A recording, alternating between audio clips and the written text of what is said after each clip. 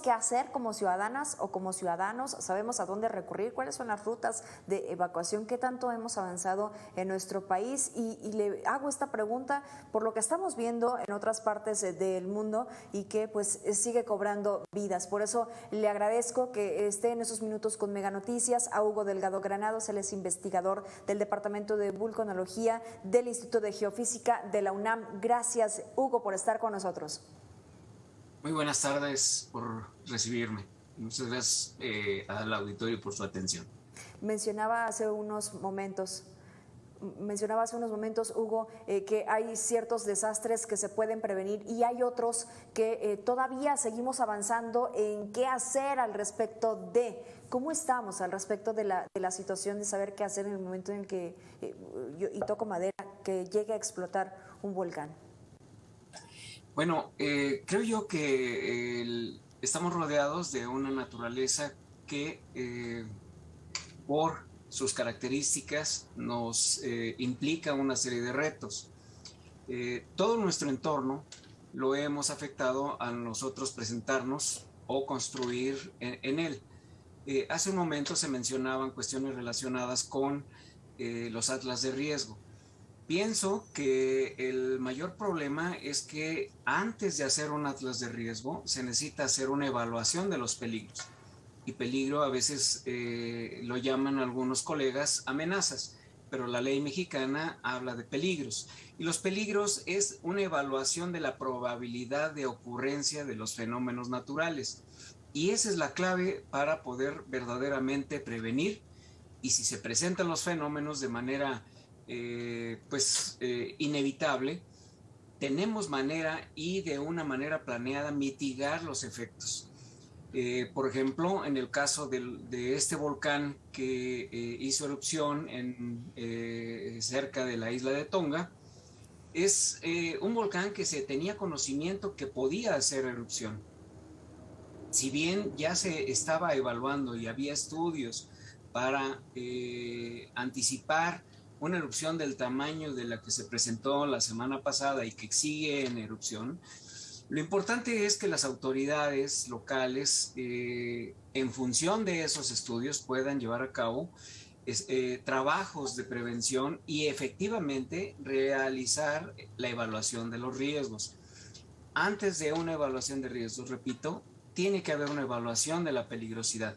En el caso de México, tenemos muchos volcanes y en el Instituto de Geofísica trabajamos varios colegas en la elaboración de mapas de peligro de los volcanes y tal vez uno de los que más hace falta llevar a cabo una evaluación de peligrosidad es el volcán Everman en las Islas Revillagigedo, que podría tener una erupción hasta cierto punto parecida a la que estamos observando en la isla de Tonga. Y eso es muy importante porque pareciera ser que los volcanes que están más lejos de la costa son los que menos nos pueden afectar.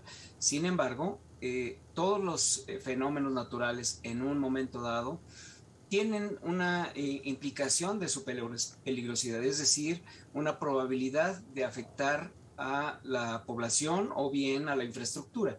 Y para poder evaluar los riesgos, necesitamos antes que nada evaluar la naturaleza de los fenómenos que caracterizan a cada uno de los fenómenos.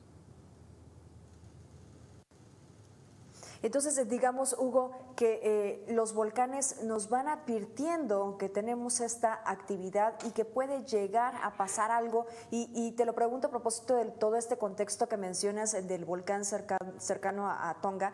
Hemos visto también mucha actividad que ha tenido el Popocatépetl, por ejemplo, desde hace ya varias semanas y que pues hemos dado seguimiento también. ¿Será que también nos esté advirtiendo de una mayor actividad en un futuro? En el caso de los volcanes hay dos caminos a seguir. Uno que es la evaluación de peligros, es decir, reconocer la historia eruptiva de un volcán. Es como a un paciente, un médico hace su historia clínica, es decir, sabe cuáles son los padecimientos que ha tenido a través del tiempo y en función de ello puede ver qué es la consecuencia del estado en el que se encuentra al momento de tomar al paciente. De esa misma manera, en vulcanología, nosotros estudiamos el pasado de los volcanes con el fin de construir los mapas de peligro. y ya en función de los mapas de peligro se hacen evaluaciones de los riesgos asociados a los fenómenos que en caso de presentarse pudiesen presentar algún problema para la población o la infraestructura. El segundo camino es que en función precisamente del conocimiento de los volcanes se establezcan redes de monitoreo. Es decir, de la misma manera que el médico, ya una vez teniendo la historia clínica, decide hacer una serie de estudios clínicos y tomar una serie de parámetros del paciente, de la misma manera en los volcanes hay que colocar sismógrafos para conocer el pulso del volcán y de esa manera dar seguimiento a los cambios de la actividad de los volcanes y en función de ello, la apuesta mayor es en función de ese conocimiento basado en instrumentos y datos, poder llevar a cabo diagnósticos lo más cercanos posibles al entendimiento del comportamiento del volcán y en función de ello poder realizar pronósticos y en función de esos pronósticos beneficiar a la población a través de las autoridades quienes deben de llevar a cabo la planeación en caso de un aumento de actividad de un volcán. Hugo, ¿y cómo estamos actualmente en México? Yo mencionaba el Popocatépetl porque pues está cerca, está en Puebla, es el que a mi parecer ha tenido mayor actividad, sin embargo, a lo mejor tengo este desconocimiento del resto de los que existen en territorio mexicano, por ejemplo, también muy cerca la Mujer Dormida, el Iztaccíhuatl, ¿realmente estará dormida o no lo está tanto? Pues la Iztaccíhuatl sí está dormida, es un volcán activo. Y aquí cabe señalar que los volcanes activos los consideramos todos aquellos que han tenido una erupción en los últimos 10.000 años. Es decir, un volcán que es activo puede estar dormido, puede estar en reposo, o puede estar activo en términos de actividad fumarólica, como algunos volcanes que tenemos en nuestro país, pero otros pueden estar activos en términos de estar en erupción, como es el caso del Popocatépetl. En el caso de México conocemos no solamente los volcanes activos, sino también los campos volcánicos activos, que es un concepto diferente, es decir, son zonas que son volcánicamente activas, donde existe una probabilidad de que nazca un nuevo volcán de la misma manera que nació el Paricutín en medio de un maizal en Michoacán, o como nació el Xitle en el sur de la Ciudad de México. Son campos volcánicos que tienen un tratamiento diferente a cómo se trata el monitoreo de un volcán central como el Popo, como el Ixtac, como el Pico de Orizaba, como el volcán de fuego de Colima. Y en ese sentido, la buena noticia es que sí hay varios mapas de peligro para varios de los volcanes mexicanos activos y también existen estudios de los campos volcánicos monogenéticos, pero aún falta mucho más por hacer. Y en términos de monitoreo, varios de los volcanes se encuentran con algún sistema de monitoreo.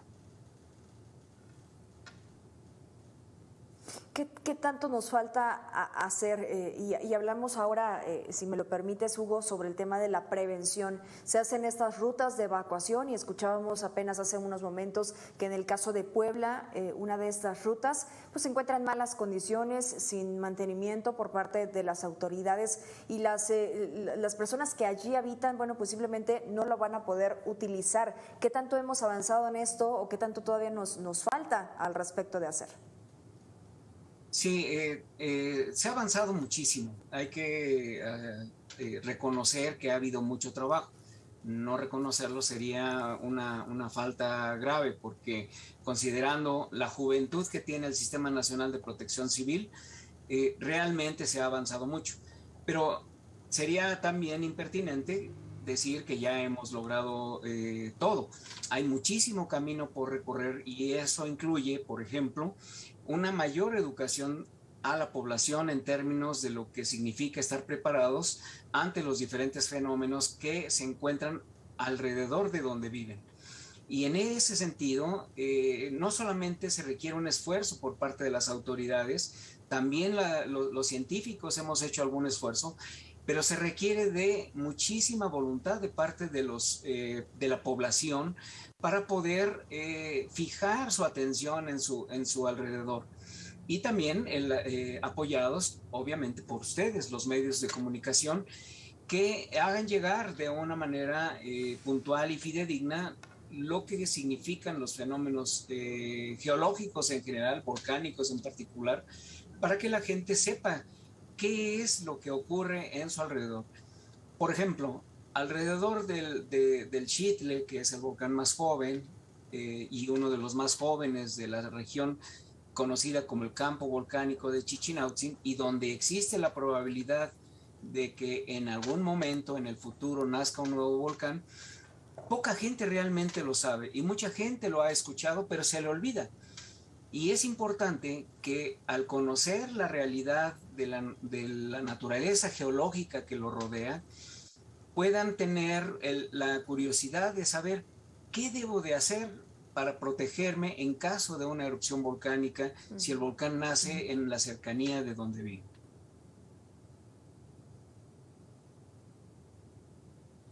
Hablando de esto, y me gustaría que ahondáramos un poco más, ¿qué debo de hacer en el momento en el que comienza a haber esta actividad volcánica?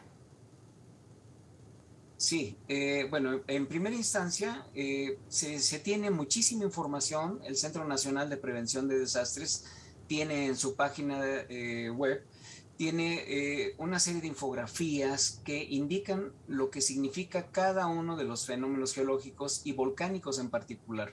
Por ejemplo, cuando hay erupciones volcánicas se generan nubes de cenizas que pueden viajar y pueden depositarse. Si nosotros sabemos que eso ocurre cuando hace erupción un volcán, debemos de saber que la lluvia de cenizas puede no ser tan nociva si nosotros nos prevenimos, es decir, cubrir los tinacos para que no se contamine el agua, barrer las cenizas que caen en los techos para evitar que techos que son frágiles vayan a colapsarse. En las cercanías de los volcanes existe la posibilidad de tener otro tipo de fenómenos como son los flujos piroclásticos, es decir, avalanchas incandescentes, y para ello necesitamos leer lo que los científicos hemos hecho para prevenir ese tipo de fenómenos en términos de la cercanía, qué tan lejos puede llegar un flujo piroclástico y saber si su casa está amenazada o no y consultar los mapas de peligro. Esa es precisamente la virtud de los mapas de peligro, de poderle revelar a la gente qué tan cerca están de cada uno de esos peligros en caso de un escenario eruptivo de mayor probabilidad a menor probabilidad, y en función de ello saber qué es lo que se debe de hacer en cada uno de esos escenarios una vez que las autoridades han dicho qué es lo que sigue una vez que se tiene la actividad eruptiva de un volcán en las cercanías de donde vive. Sí, como usted mencionaba hace unos momentos, a ver, si ya sé que vivo en las faldas de este tal volcán, si ya sé específicamente en dónde tengo mi hogar, bueno, me informo adecuadamente, genero esta prevención, lo que mencionábamos también al principio, protección civil, somos todos, no es solo el nombre de una dependencia, no es solo lo que vemos por parte de los gobiernos federal, estatal o municipal, sino debemos de tener esta prevención, esta cultura de prevención y aprender más del lugar en el que vivimos. Hugo Delgado Granados, muchas gracias por haber estado con nosotros estos minutos con Mega Noticias. Muchas gracias por ustedes, un gusto y que tengan buena tarde. Muchas gracias, gracias a usted, investigador del Departamento de Vulcanología del Instituto de Geofísica de la UNAM. Corte y regresamos.